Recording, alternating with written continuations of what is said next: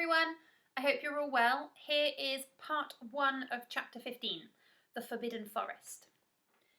Things couldn't have been worse. Filch took them down to Professor McGonagall's study on the first floor, where they sat and waited without saying a word to each other. Hermione was trembling. Excuses, alibis, and wild cover-up stories chased each other around Harry's brain, each more feeble than the last. He couldn't see how they were going to get out of trouble this time. They were cornered. How could they have been so stupid as to forget the cloak? There was no reason on earth that Professor McGonagall would accept for their being out of bed and creeping around the school in the dead of night, let alone being up the tallest astronomy tower, which was out of bounds except for classes. Add Norbert and the invisibility cloak, and they might as well be packing their bags already. Had Harry thought that things couldn't have been worse? He was wrong. When Professor McGonagall appeared, she was leading Neville. "Harry!" Neville burst out, the moment he saw the other two. "I was trying to find you to warn you. I heard Malfoy saying he was going to catch you. He said you had a Harry shook his head violently to shut Neville up, but Professor McGonagall had seen. She looked more likely to breathe fire than Norbert as she towered over the three of them.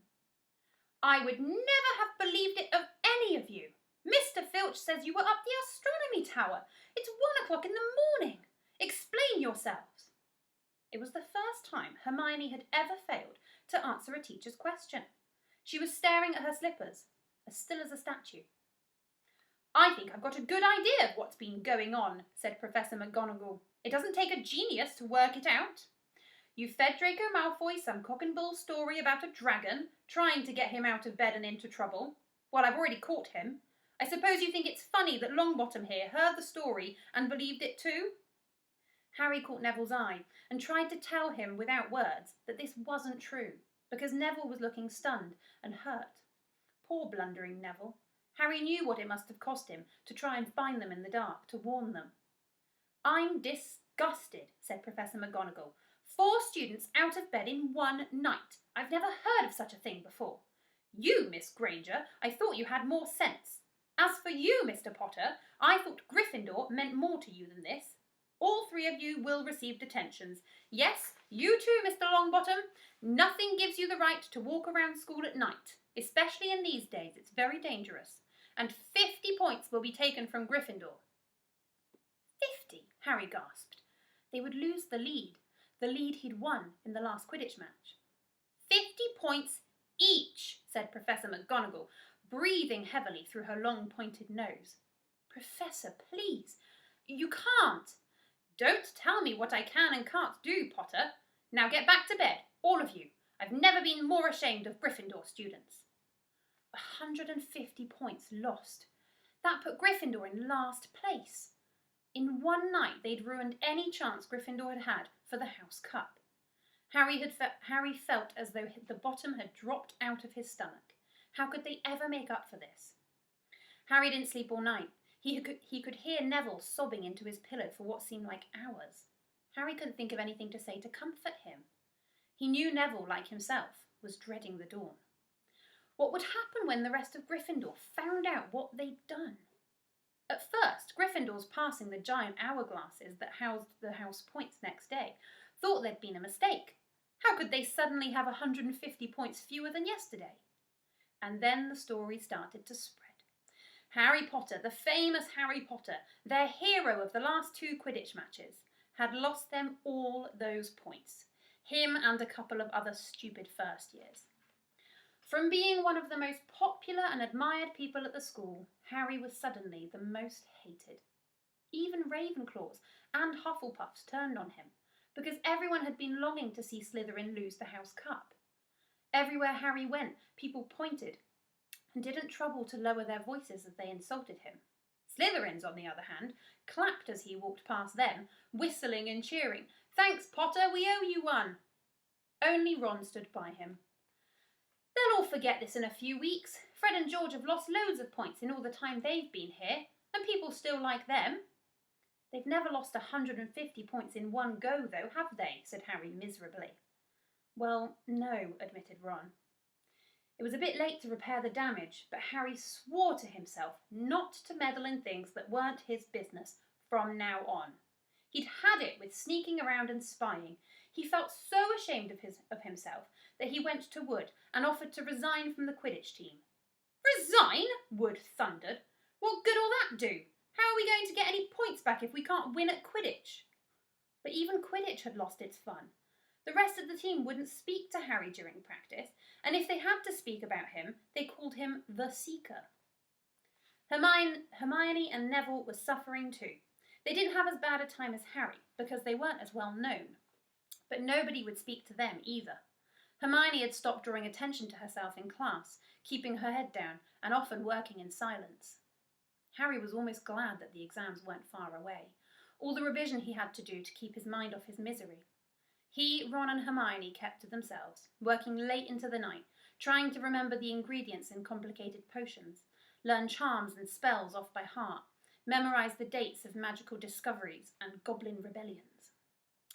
Then, about a week before the exams were due to start, Harry's new resolution not to interfere in anything that didn't concern him was put to an unexpected test. Walking back from the library on his own one afternoon, he heard somebody whimpering from a classroom up ahead. As he drew closer, he heard Quirrell's voice. "No, no, not again, please!" It sounded as though someone was threatening him. Harry moved closer. All right, he heard Quirrell sob. Next second, Quirrell came hurrying out of the classroom, straightening his turban. He was pale and looked as though he was about to cry. He strode out of sight. Harry didn't think Quirrell had even noticed him. He waited until Quirrell's footsteps had disappeared. Then peered into the classroom. It was empty, but a door stood ajar at the other end. Harry was halfway towards it before he remembered what he'd promised himself about not meddling anymore. All the same, he'd have gambled 12 Philosopher's Stones that Snape had just left the room, and from what Harry had just heard, Snape would be walking with a new spring in his step. Quirrell seemed to have given in at last. Harry went back to the library, where Hermione was testing Ron on astronomy. Harry told them what he'd heard. "Snape's done it then," said Ron. "If Quirrell's told him how to break his anti-dark force spell." "They're still fluffy, though," said Hermione. "Maybe Snape's found out how to get past him without asking Hagrid," said Ron, looking up at the thousands of books surrounding them.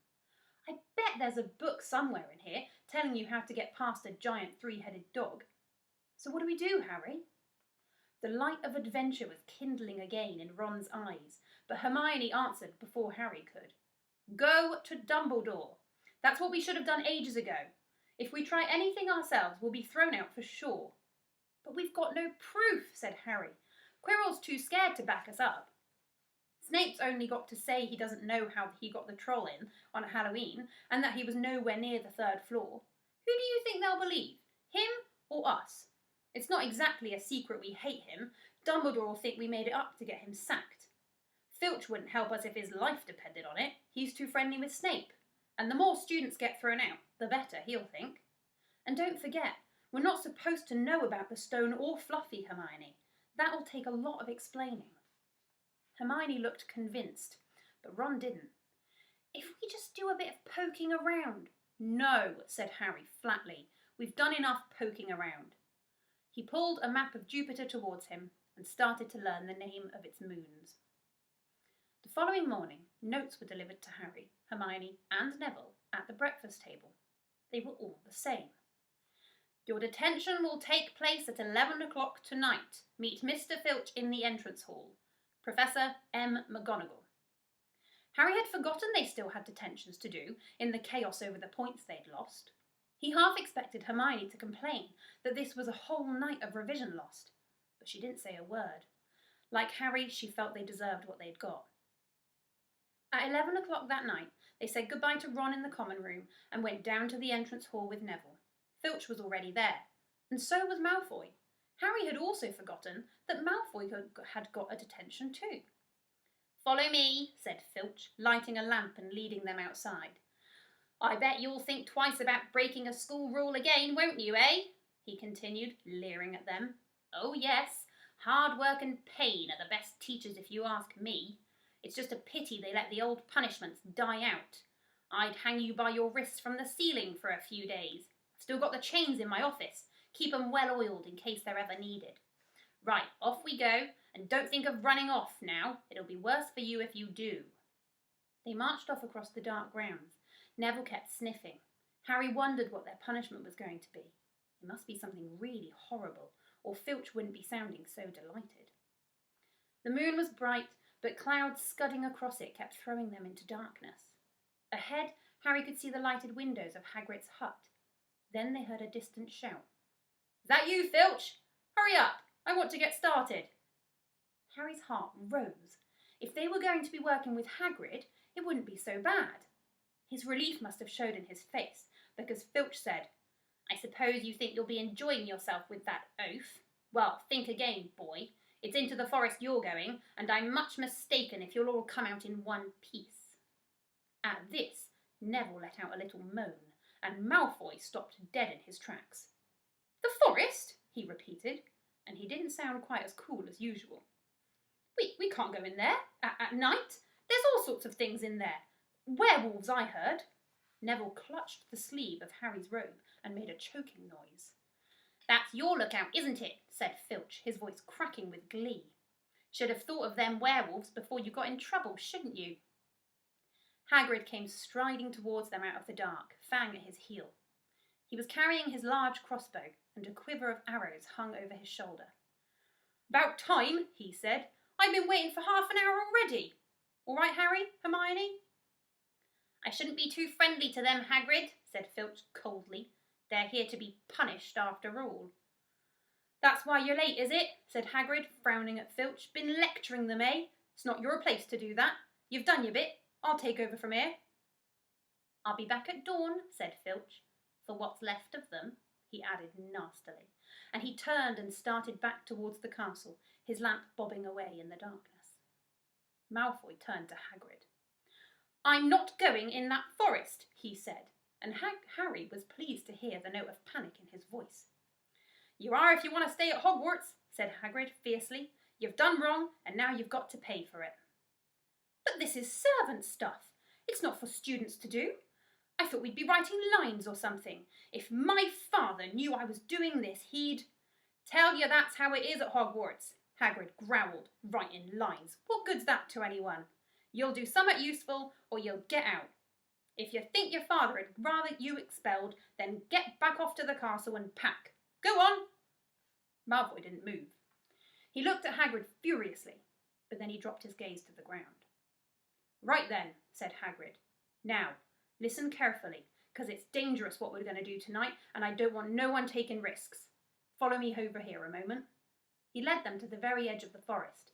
Holding his lamp up high, he pointed down a narrow, winding earth track that disappeared into the thick black trees. A light breeze lifted their hair as they looked into the forest. "Look there," said Hagrid. "See that stuff shining on the ground? Silvery stuff? That's unicorn blood. There's a unicorn in there been hurt badly by summer. This is the second time in a week. I found one dead last Wednesday.